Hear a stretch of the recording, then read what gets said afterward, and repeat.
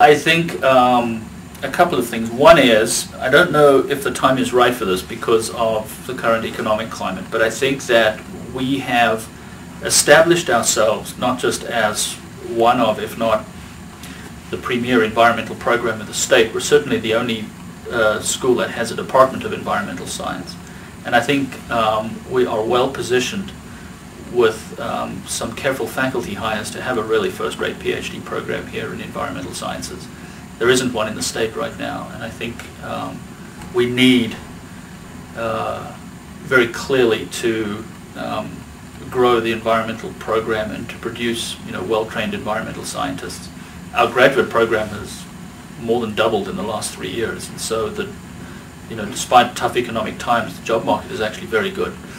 I would like to see, so that's at a broad kind of level to have a PhD program.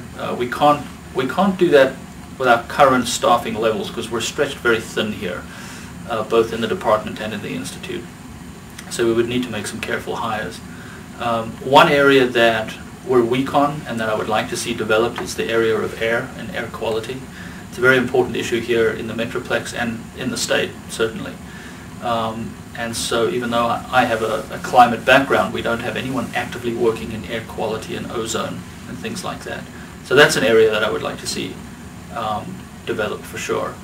And then certainly I would like to see our conservation initiatives in Central America, in particular Costa Rica, expanded. How do you look at a region that we're working in Costa Rica that is really rural, that has magnificent resources, pristine both primary and secondary growth forests, but has very rural and even some may argue somewhat marginalized communities because they're out of the mainstream. They're about an hour and a half to 2 hours away from San Jose, and it's a day-to-day struggle to manage their lives and to produce the income that they need to improve their lives. And yet they're sitting in this incredible resource.